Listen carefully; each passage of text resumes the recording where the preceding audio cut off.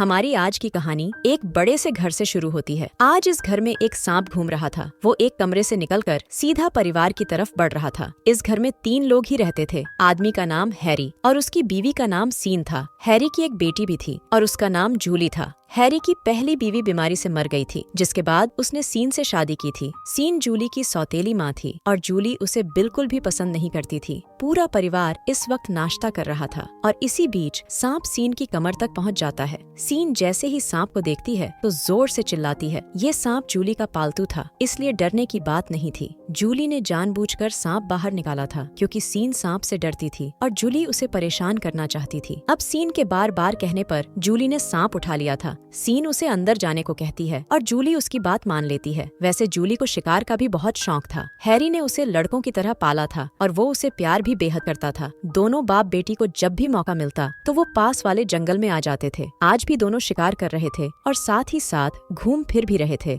दूसरी तरफ सीन घर पर अकेली थी और तभी दरवाजे पर आहट होती है। वो जैसे ही दरवाजा खोलती है तो उसे जिमी नाम का डिलीवरी वाला नजर आता है। सीन ने एक दुकान से सामान मंगवाया था और जिमी उसे ही देने आया था। वो आज पहली बार सीन के घर आया था और उसकी खूबसूरती देखकर वो उसकी खूब तारीफ करता है। सामान देखने के बाद सीन जिमी से पूछती है कि क्या तुम मेरा एक काम कर सकते हो। जिमी को लगा कि सीन उस पर मरमिटी है। अब सीन उसे जैसे ही एक कमरे की तरफ ले जाने लगी तो जिमी को लगा कि आज तो उसका डंडा नई गुफा में जाएगा। मगर कमरे में आकर वो जिमी से कहती है, ये मेरी बेटी का कमरा है, क्या तुम उसका सांप जंगल में छोड़ सकते हो। जिमी कुछ नहीं बोलता और चुपचाप सांप उठाकर चला जाता है। रात को जूली और हैरी भी घर लौट आए थे। दोनों ने पूरा दिन शिकार किया था, इसलिए घर में आते ही वो सो जाते हैं। अगले दिन जब जूली को अपना सांप नहीं मिलता तो वो सीन पर बेहद गुस्सा करती है। उसे पता था कि सीन को सांप पसंद नहीं और उसी ने सांप को भगाया होगा। सीन उसे समझाने की कोशिश करती है कि तुम्हें अपनी पढ़ाई पर ध्यान देना चाहिए, मगर जूली उसकी बात नहीं सुनती और अपने कमरे में आकर उसे अंदर से बंद कर लेती है। जब सीन उसे पुकारती है तो वो अपने कानों में हेडफोन लगाकर गाने चला लेती है। जूली को सीन से नफरत हो गई। वो अब उसकी आवाज भी नहीं सुनना चाहती थी। इसी बीच जिमी भी उनके घर आता है। वो आज भी सामान देने आया था। उसे जब लगा कि सीन घर में अकेली है तो वो उस पर टूट पड़ता है।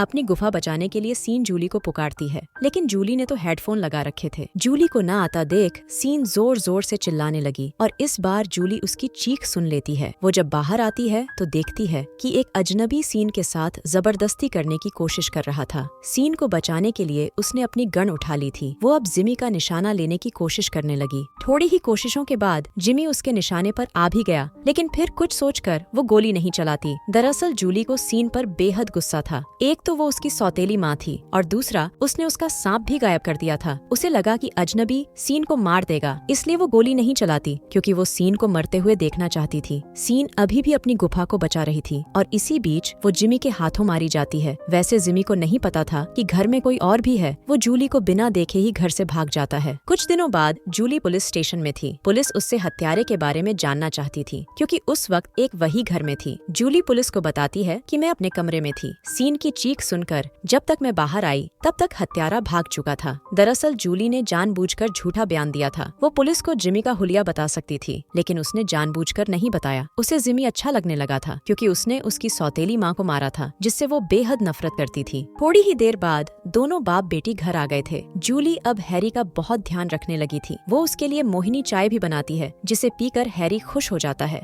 अगले दिन हैरी अपने घर एक नई औरत को लेकर आता है। इस औरत का नाम रूमी था और उसे हैरी का घर बहुत अच्छा लगता है। घर देखने के बाद दोनों बाहर आ गए। हैरी उससे शादी करना चाहता था और तलाकशुदा रूमी उसे शादी के लिए हाँ कर देती है। कुछ दिनों बाद हैरी जूली को बताता है कि मैं फिर से शादी करने जा रहा हूँ और तुम्हारी नई माँ जल्दी ही यहाँ आ जाएगी। हैरी की बात सुनकर जूली को बहुत बुरा लगा। इसी बीच हैरी को एक बोट नजर आती है, जिसे देखकर वो बेहद खुश हो गया। रूमी अपने बेटे के साथ यहाँ आई थी और जूली उन दोनों को देखकर जल गई थी। हैरी जल्दी जल्दी उनके पास आकर उनका स्वागत करता है। जूली घर में ही थी और वो अंदर से ही सब देख रही थी। थोड़ी देर बाद पूरा परिवार खाना खाने लगा था। रूमी जूली से बात करने की कोशिश करती है, लेकिन जूली कुछ नहीं बोलती। रात को जब हैरी और रूमी प्यार कर रहे थे तो जूली छुपकर उन्हें देखने लगती है। वो रूमी की जगह खुद को देखना चाहती थी। वो चाहती थी कि उसका पिता हैरी उसके साथ प्यार करे और यही सोचकर वो मुस्कुराने लगी। जी हाँ दोस्तों, जूली अपने बाप से शादी करना चाहती थी। वो हैरी को किसी और की बाहों में नहीं देख सकती थी। वो जब भी हैरी को किसी और के साथ देखती तो उसका दिमाग घूम जाता। इस बार भी उसने फैसला कर लिया था कि वो रूमी को हैरी से दूर करके ही रहेगी, इसके लिए चाहे उसे जो भी करना पड़े। कुछ दिनों बाद जूली बाजार में थी और इसी बीच उसे जिमी दिखाई देता है। जिमी को देखकर वो उसका पीछा करने लगी क्योंकि उसके शातिर दिमाग में एक योजना थी। वो जिमी के पीछे पीछे जाकर उसका घर देख लेती है। अब थोड़ी देर बाद वो जिमी को फोन कर कहती है, मुझे पता है कि तुमने सीन को मारा है। उसकी बात सुनकर जिमी हैरान हो गया। अब जूली आगे कहती है, मैं सीन की बेटी बोल रही हूँ। तुमने जब सीन को मारा था तो मैं उस समय घर में ही थी। मैं चाहती तो पुलिस को तुम्हारा हुलिया बता सकती थी, लेकिन मैंने उन्हें कुछ नहीं बताया। जिमी उससे पूछता है कि तुम मुझसे क्या चाहती हो। जूली उसे कहती है, मैं तुम्हें मिलकर बताऊंगी कि मैं क्या चाहती हूँ। अगर तुमने मेरी बात नहीं मानी तो मैं पुलिस के पास चली जाऊंगी। जूली की बात सुनकर जिमी सोच में पड़ गया था। कुछ ही देर बाद जिमी एक मॉल में पहुंच गया। जूली ने उसे यहाँ आने को कहा था और जल्द ही वो भी यहाँ पहुंच जाती है। अब दोनों एक दूसरे के सामने खड़े थे।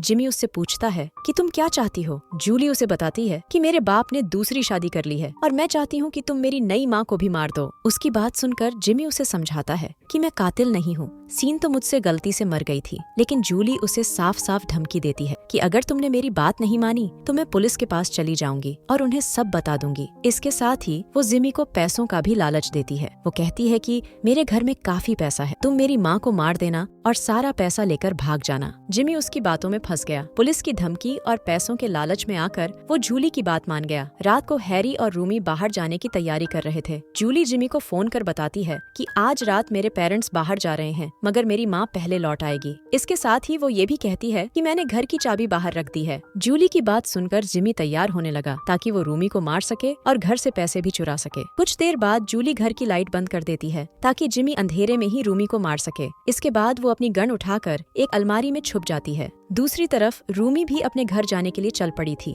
वो दोनों एक पार्टी में आए हुए थे। पार्टी के बाद हैरी को कहीं जाना था, इसलिए रूमी अब अकेली ही घर जा रही थी। उधर जिमी भी घर में पहुंच चुका था। उसे पता था कि रूमी जल्दी घर आ जाएगी, इसलिए वो अब लॉकर ढूंढ रहा था। काफी कोशिशों के बाद भी उसे लॉकर नहीं मिलता। वो जल्दी ही समझ गया कि जूली ने उससे झूठ बोला था ताकि वो उसका काम कर सके। दरअसल जूली ने जिमी को बेवकूफ बनाया था। उसने जिमी को झूठा लालच दिया ताकि वो उसका काम करने के लिए मान जाए। उसकी योजना थी कि जिमी रूमी को मार देगा और वो जिमी को मार देगी। बस इसी योजना के चलते वो अलमारी में छिपी हुई थी। जल्दी ही रूमी भी घर में पहुंच गई। घर में अंधेरा देखकर वो जूली को पुकारती है, लेकिन जूली कोई आवाज नहीं देती। अब रूमी जल्दी जल्दी लाइट ठीक कर जूली के कमरे की तरफ बढ़ने लगी। इसी बीच जिमी उसके सामने आकर उसे पकड़ने की कोशिश करता है। रूमी भागती है, लेकिन जिमी उसे घेर कर कहता है, तुम्हारी बेटी तुम्हारी मौत देखना चाहती है, मैं उसी के कहने पर यहाँ आया हूँ। उसकी बात खत्म होते ही रूमी उस पर चेयर फेंकती है, जिस कारण जिमी नीचे गिर गया। रूमी ने मौका मिलते ही उसका चाकू भी उठा लिया था। वो अब जिमी का मुकाबला करना चाहती थी, लेकिन जिमी उसे पकड़कर एक धक्का देता है और रूमी खिड़की से गिरकर जख्मी हो गई। जिमी को लगा कि रूमी मर गई। वो एक चेयर पर बैठकर आराम से दारू पीने लगा। यही चीज जूली को भी लगी। उसे भी लगा कि जिमी ने काम खत्म कर दिया।